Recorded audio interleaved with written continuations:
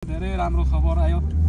अहिलेसम्म केही थाहा थिएन, यहाँ आएर बुझ्दाखेरि केस काटकस भएछ। अब 2-4 दिन फिङ्गरप्रिन्ट आउँछ अरे। अब नयाँ केस नम्बर दियो। धेरै एक्साइटेड छु। पनि डिसिजन आउने कुरा भए 5-6 महिनामा गाइज मेरो पनि डिसिजन आउँछ अरे 5 महिनापछि। So I am so happy. आज अग्ला अग्ला टावर, विदेशको ठाउँ, कति रमाइलो।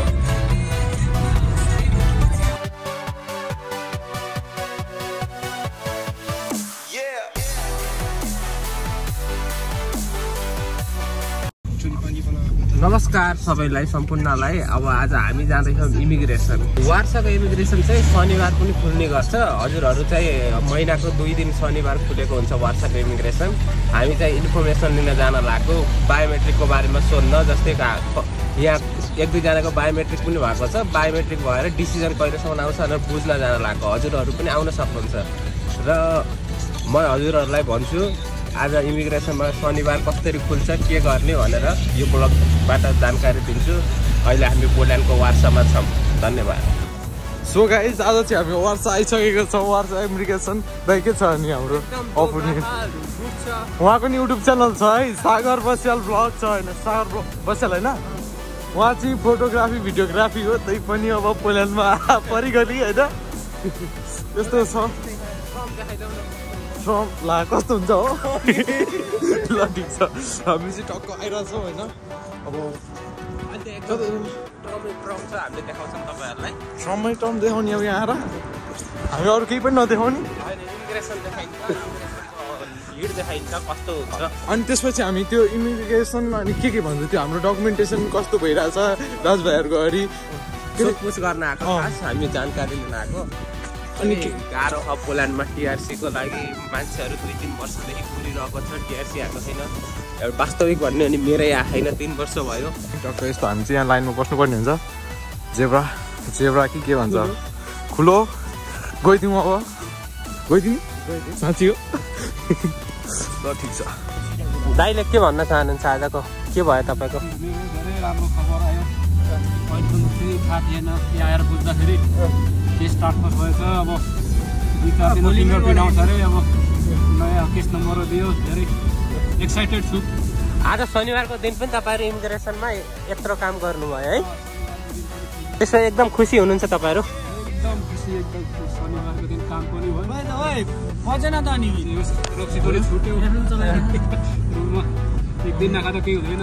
फेरि आऊ है सबैजना साथीहरू, रक्सी खानुमा बस्नु। आज मेरो पनि डिसिजन आउने कुरा भए 5-6 महिनामा गाइज मेरो पनि डिसिजन आउँछ अरे 5 महिनापछि। So I am so happy. आज मेरो रुममा पार्टी छ, सबै खाना आउनु होला। यो चाहिँ वार्साको सेन्ट्रम हो है। यस्तो हुन्छ विदेशको ठाउँ। हेर्नुहोस्, ठुला महल, ठुला गाडी। हामी चाहिँ यस्तै हम विमल भएर हिँडिरहौँ खुसियालीमा। अब हामीले के खाने आज? थाई, इटालियन, जापानिज होइन, नेपाली के भन्छ मोमो। उहाँ सरले चाहिँ अनि दाइ ढेँडो खाने कि के खाने दाइले? ल हेर्नुहोस्, हामी अग्ला टावर, विदेशको ठाउँ, कति रमाइलो। यहाँनिर चाहिँ नेपाली रेस्टुरेन्टहरू पनि छ टन्न। सो गाइज, हामी चाहिँ यो साइन्स टावरनिर छ। के टायर यो? Science tower.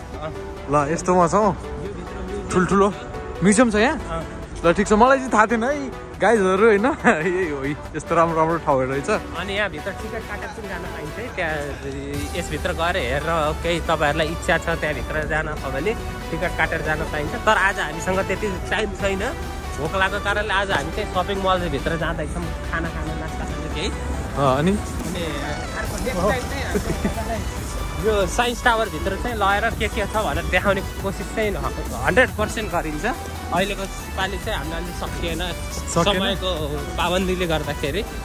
अनि अहिले चाहिँ अब हामी तपाईँहरूलाई महल कस्तो हुन्छ विदेशको, पोल्यान्डको देखाउँछौँ। यहाँ वार्साको सबभन्दा ठुलो महल हो। कुन चाहिँ हो?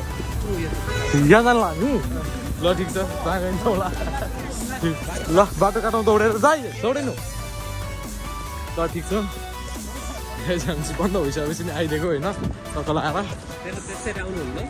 तर त्यसरी आउनुहुन्न नि है अरू बेला चाहिँ त्यस्तो नआउनु हामीको अब जे भयो नि पावर लाग्छ हाम्रो पावर छ त्यही भएर हो तपाईँहरू चाहिँ त्यस्तो नआउनु होला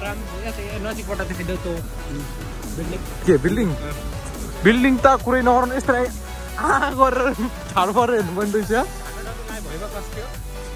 भुइँमा खस्थ्यो नि ल गाइस फाइनली हामी चाहिँ अहिले मलभित्र छिर्छौँ हाम्रो दाइले केही भन्न चाहनुहुन्छ ल भन्नु त अहिले हामी यहाँ जुत्ता हेर्न जाँदैछौँ जुत्ता पहिला जुत्ता पनि किन्न रहेछ दाइको अनि दाइलाई एउटा जुत्ता किनिदिइहालौँ दाइ कुन किन्ने नाइक किन्ने कि एडिडास नाइक रेबोक एडिडास जुनै भने हेरेर ल ठिक छ यस्तो रहेछ अनि राम्रो खालको कन्टिन्यू ब्रदर ल ठिक छ दाइले चाहिँ किन्नुहुन्छ अरे होइन अब टक्क हामी चाहिँ जाँदैछौँ हेर्न हाम्रो यहाँ के भन्छ अब यस्तो खतरा मल चाहिँ आइयो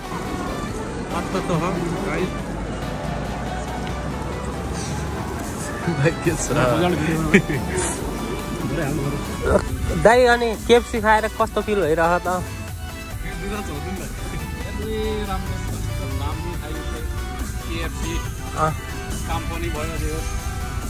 खुसी हुनुहुन्छ नि मैले डकुमेन्ट सबै मिलाइदिँदै राम्रोसँग ठिक छ सबै भयो त्यसरी आउँदै गर्नुपर्छ है साथी त्यो त पहिलो रक्सी खाएर नबस्नु हामीलाई दाइले जेस केटाहरूलाई डर डाइलग दिइरहनु भएको रुममा बसी केटाहरूलाई कतिवटा साथी आउने भन्थे